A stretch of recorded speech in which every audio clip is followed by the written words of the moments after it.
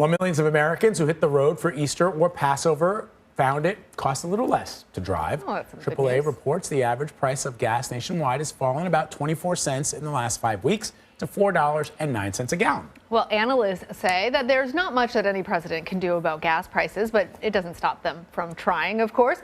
And Wei Zhang shows us what the White House is doing and why some of President Biden's allies don't like it.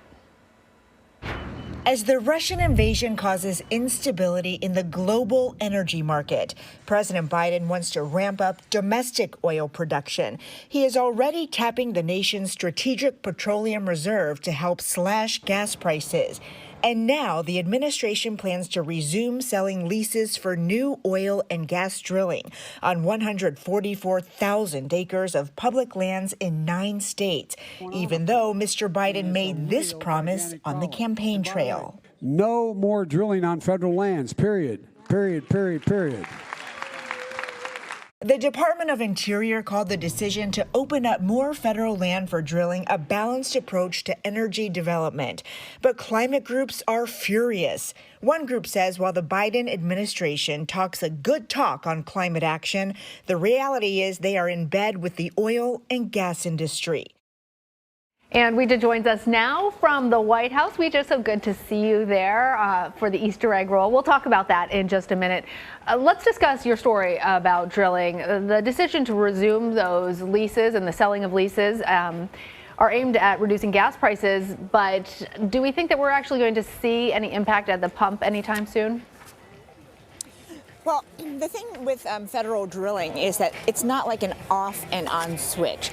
So even if there are more leases and even if companies develop plans to start drilling, it's going to be a year, 2 years, maybe even more before that actually has a significant impact on domestic oil production, because these things take time.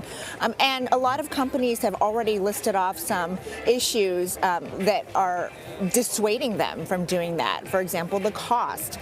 There are steel tariffs that are in place from the Trump administration. That steel is really important to begin one of these drilling projects, not to mention regulations and fees that they have also complained about.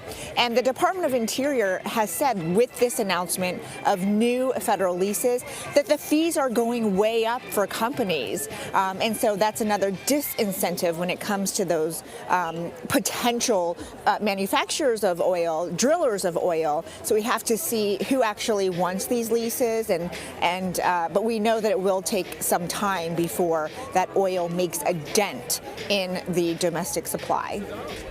And Ouija, I often loathe to make this about a horse race, but the president is certainly facing some criticism over this move. How concerning is this for the president, the Democrats, a little over 6 months before the midterms? Well, it really is environmental groups and progressive Democrats who are sounding alarm bells, because as we just heard from then candidate Biden, he promised not to do this, and he made a pledge to reduce the need for using fossil fuels. He has a huge climate agenda, most of which has not been passed yet because it was weaved into the Build Back Better plan, which right now is dead in Congress. But, I think what matters more, perhaps, is how people are feeling when it comes to gas prices. I mean, whether you're an environmentalist or not, you're feeling that pinch. And as we just saw from our CBS News poll, people want to see the president do even more. This is one thing he can do in the long term, because certainly the Russian invasion is not going to be the last global event that impacts prices. So I think that we have to wait to see what the appetite is from the general public for a move like this. If the administration can say, ultimately it will bring the gas prices down. But, I think it's going to depend on the climate and how people are feeling, how much they're spending when November rolls around, to see how this could have a real political impact. Vlad and I were talking before about just all of the terrible, tough news that we've had to bring from this anchor desk. And then we see you there at the White House South Lawn with little ones in the background. And it just seems like an opportunity for a little bit of joy and hope and optimism. Can you tell us anything about what's going on there? Yeah, this is the annual Easter egg roll. It was halted back in 2020 because of the pandemic, and of course another priority for the administration is getting back to normal. This is normal. You see a lot of children with their parents participating in the festivities. The theme this year is Egg-jucation, E-G-G. I'm sorry.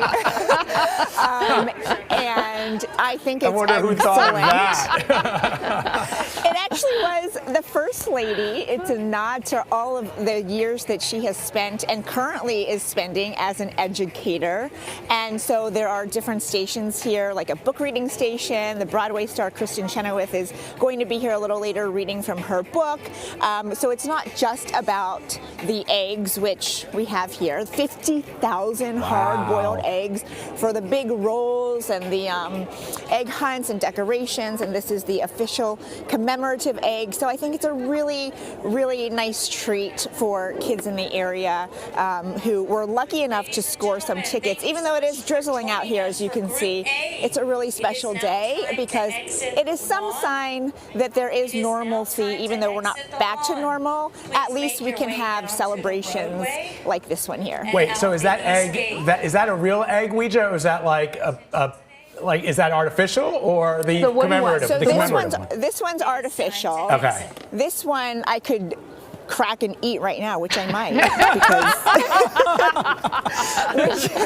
because as I mentioned on the morning show, I said that my own egg, my big bump here, I'm going to roll myself down the lawn, and I just might. And to go along with that, you know, of course, I'm eating everything in sight, which includes this egg. So we'll see. But if you do a live shot later, I will be watching Ouija to make sure it is that same egg or a different egg. I was joking with Ouija after she did her hit for CBS Mornings. I texted her because she was, breathing heavily. Right, I texted her too. Right, I guess you will do that. And I was like, Ouija, I'm the kind of guy, I'm so not quick-witted. I always come up with like a witty response like 30 minutes later, like a Seinfeld, like George could do the stupid store, and they're out of you. So I texted her, I'm like, the baby kicked you when we said Q. The baby took that for, him or herself, and here's my text about it. I could have said it on the air, but I wasn't witty enough to do it. Well, it's so nice though. Well, you just did. Yeah, well, you got it in. I got my joke out there.